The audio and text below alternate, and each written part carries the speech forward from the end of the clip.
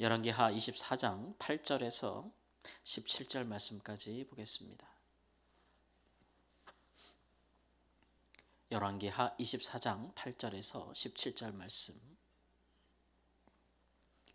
여호야긴이 왕이 될 때에 나이가 18세라 예루살렘에서 석 달간 다스리니라.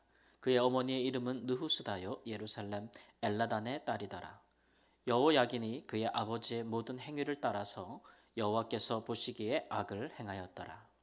그때 바벨론의 왕 느부갓네살의 신복들이 예루살렘에 올라와서 그 성을 애워싸니라.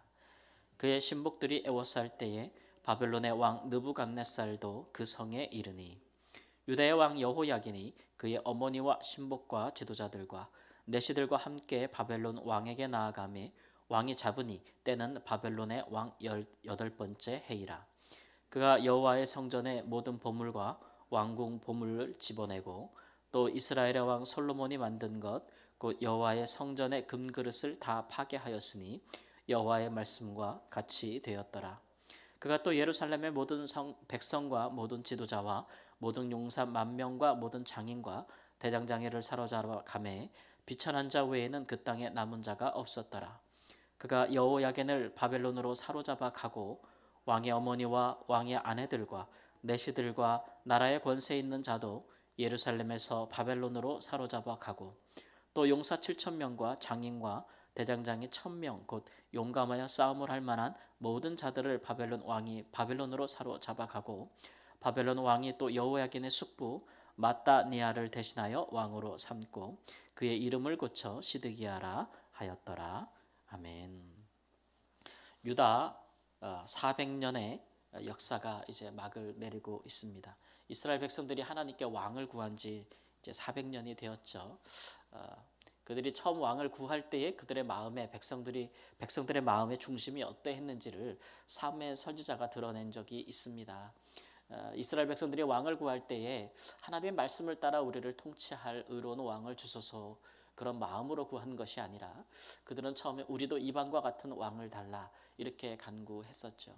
그러니까 그들을 애굽에서 구원하시고 광야로 인도하여 약속의 땅을 주신 하나님을 믿기는 하나 하나님이 우리의 왕이 되시는 것, 즉 하나님께 예배하고 제사 드리고 하나님을 믿는 것은 좋습니다. 이런 것인데 그런데 하나님께서 우리에게 주신 법대로 율법대로 뜻대로 사는 것은 우리에게 참 어려운 일이다. 힘든 일이고 그렇게 하고 싶지 않다. 우리도 그냥 이제는 국가를 이루었으니 우리에게도 왕이 있어서 우리도 다른 사람들과 동일하게 이방 나라들과 같이 살면서 번영하고 그렇게 살고 싶다라는 이제 의도가 있었습니다.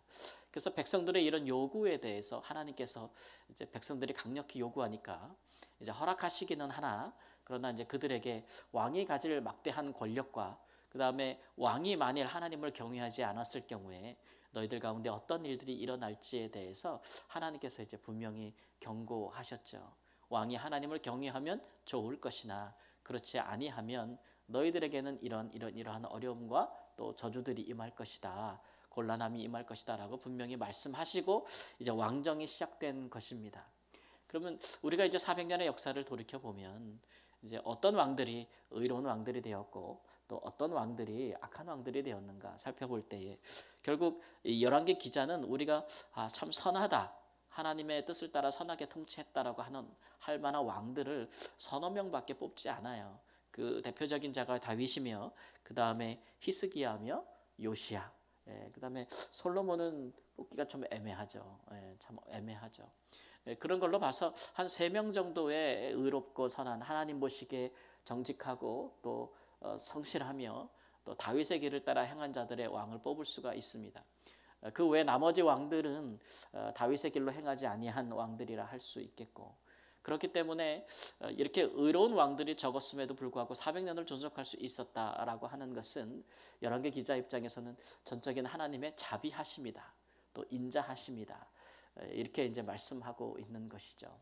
오늘 말씀에도 보면 유다가 망할 때에 성에 있는 모든 것들이 다 바벨론으로 옮겨갔다. 사람이든 또 물건이든 또 보물이든 금이든 심지어는 성전에 있는 모든 기물들 제사에 쓰는 모든 도구들 그릇들까지 다 옮겨갔다.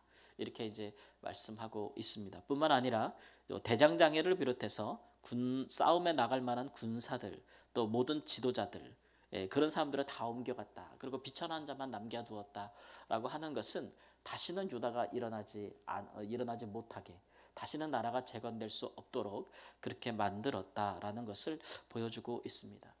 그래서 열왕기 저자가 이제 말하는 것은 이스라엘 백성들이 그 구원하신 하나님을 버리고 그들이 자기 위에 다스릴 왕을 따로 구하였을 때에 그들의 끝이, 우리가 이제 이스라엘 역사를 보면 시작과 끝이 안 좋잖아요. 사울 왕이 초대 왕이 되었으나 그도 결국 하나님을 버렸고, 그 마지막에 이제 유다 마지막을 보면 이스라엘 백성이 하나님을 버림으로 그들이 결국 멸망하게 되었다라는 것으로 맺고 있는 것을 볼 수가 있습니다. 그러나 이제 이 모든 과정에서도 이스라엘 백성들이 하나님을 버렸을지라도 하나님은 이스라엘 백성을 버리지 않았다는 것이 이제 결론이죠. 이스라엘이 망한 것은 오늘 13절 말씀의 마지막에서 보듯이 이것은 결국 여호와의 하신 말씀과 같았더라. 여호와께서 하신 말씀과 같이 되었더라라는 것에 대한 그 결론을 맺고 있습니다. 결국 유다와 또 이스라엘의 역사는 결국은 하나님이 그들에게 하신 말씀대로 됐다. 처음에 하나님께서 그들에게 경고하신 말씀대로, 그리고 수도 없이 선지자들을 보내서 너희들이 이렇게 하면 안 된다, 이렇게 하면 망할 것이라, 그러나 저렇게 하면 너희들이 살 것이다, 또 너희들이 그렇게 할 때 번영하고 형통할 것이다, 여러 가지로 하나님께서 정말 성실하게 신실하게 하나님의 종들을 보내서 하신 말씀과 같이 되었더라라는 것이죠. 근데 결국은 이스라엘의 진정한 왕은 항상 처음이나 마지막이나 변함이 없었습니다. 그 민족을 이루게 하신 분도 하나님이시고, 그들로 땅을 주고 자손을 주고 나라를 이루게 하신 분도 하나님이시고, 그들이 하나님을 경외할 때나 왕과 백성이 경외하지 않을 때나 한결같이 그들에게 인자와 자비하심을 베푼 분도 하나님이시고, 어떻게든지 간에 이스라엘 백성들이 의로운 하나님의 통치 안으로 들어올 수 있도록 그 종들을 사용하시고 보내신 분도 하나님이시고, 심지어는 지금 그들이 끝까지 하나님을 경외하지 않고 의롭게 살지 못했을 때에, 그들이 이방 민족보다도 더 죄 가운데 빠졌을 때라도 하나님께서 포기하지 않고 비록 나라는 멸망하지만 그의 백성들을 사랑하사 다시 그들로 하여금 돌이킬 수 있는 기회를 주시는 분도 하나님이시더라. 그래서 결국 이스라엘 백성들이 포로로 잡혀가고 나라가 다시는 일어서지 못할 것으로 여겨지지만, 그러나 하나님께서 예레미야 같은 선지자를 통해서 말씀하신 것 같이 결국 그의 백성들은 회개할 것이고 그의 백성들은 다시 돌아오게 될 것이다 라는 말씀이 70년 뒤에 성취되었다는 것을 우리는 알고 있고, 또 하나님께서 그 포로 기간 중에 그들에게 말씀하신 것처럼 그러나 너희가 다시는 실망치 아니할, 너희는 다시를 불의로 인도하지 아니할 영원한 나라의 왕을, 너희에게 의로운 왕을 보내주겠다 하신 대로 그의 아들 예수 그리스도를 보내주셔서 그를 믿는 자마다 의롭게 되고 하나님의 나라에 들어갈 것을 약속할 것을 성취하셨다. 결국 이 모든 것이 여호와의 말씀대로 되었다라는 것은 우리 인생에 결국 우리 인간을 창조하시고 구원하시고 다스리는 우리의 진정한 왕은, 통치자는 하나님 한 분밖에 없다라는 것을 열왕기 기자가 이제 증거하고 있는 것입니다. 이렇듯 우리 인생에는 우리 사람이 이 세상을 살아가는 다 왕 같고, 내 자신이 내 인생을 주관하는 일 같고, 혹은 때로는 세상의 통치자들이 모든 것을 주관하는 것 같고, 그렇게 우리의 인생이 우리가 원하는 대로 혹은 세상의 통치자들이 원하는 대로 굴러가는 것 같아도 사실 그 모든 일을 주관하시고 그 모든 일을 섭리하시고 통치하시는 분은 하나님이시다라고 하고 있는 것이죠. 지금도 이런 하나님의 통치는 유효해서 결국 어떤 나라든지 어떤 민족이든지 하나님의 말씀에서 벗어나고 또 정도를 벗어나고 선을 넘고 그렇게 불의하고 또 죄악이 심각하고 그럴 때 그 통치는 마감될 것이다, 이제 종료될 것이고, 또 그 나라도 온전히 서지 못할 것이다 라는 것이고, 또 중요한 것은 각 개인의 인생도 그러하다라고 하는 것이죠. 우리 이제 예수 그리스도를 믿는 분들은 이런 말씀을 정말 심중히 잘 생각해야 됩니다. 예수님을 믿는 것뿐만 아니라 그분을 주로 모시고 사는 삶에 이르지 못하면 우리의 인생이 정말 우리 하나님을 왕으로 모신 삶이 아니라라고 하는 것이죠. 구약 성경은 하나님을 왕으로 모시고 살라고 이야기하고, 신약 성경은 우리를 구원하신 예수 그리스도를 주로 섬기고 살라고 말씀합니다. 이스라엘 백성들을 구원하신 하나님을 왕으로 섬기지 않을 때 그들의 운명이 이러했다면, 우리를 죄에서 구원하신 예수 그리스도를 믿으나 그러나 예배하나 그러나 그를 우리의 삶의 진정한 주인으로 모시지 않을 때에 우리 삶은 계속 죄와 또 불의 또 하나님을 떠나고 하나님을 버리는 그런 삶, 하나님을 예배하기는 하나 그러나 그의 말씀을 따라 살지는 않는, 그가 보내신 성경을 따라 살지는 않는 삶의 반복의 연속이다라는 것.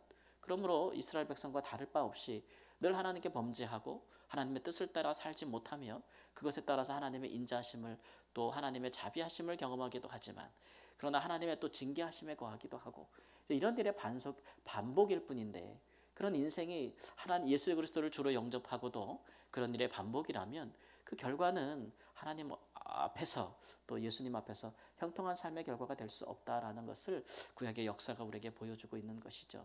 그래서 우리가 날마다 기도하는 것도 사실은 우리가 예수 그리스도께서 우리에게 하신 말씀과 우리에게 보이신 그분의 뜻을 따라 살기 위해서 또 그분을 우리의 인생의 참된 주로 모시기 위해서 사는 것이고, 또 우리가 보든 보지 못하던 인생의 주관자 또 세상의 주관자가 오직 예수 그리스도이심을 볼 수 있고 또 따를 수 있게 하기 위해서 우리가 기도하는 것입니다. 그러므로 오늘도 기도함으로 예수님을 주로 섬기고 믿고 따라가는 그런 삶이 성공적인 삶이 될 수 있는 하루가 되기를 우리 주 예수님의 이름으로 축원합니다. 아멘. 주님, 우리가 주를 믿을 뿐 아니라 우리를 구원하신 우리 주 예수 그리스도를 하나님 우리의 삶의 주인으로 모시고 그분의 말씀과 그분의 삶을 우리가 마땅히 듣고 따라야 할 것으로 여기며 행할 것으로 여기는 진정한 하나님의 백성으로서의 삶을 살도록 인도해 주시기를 원합니다.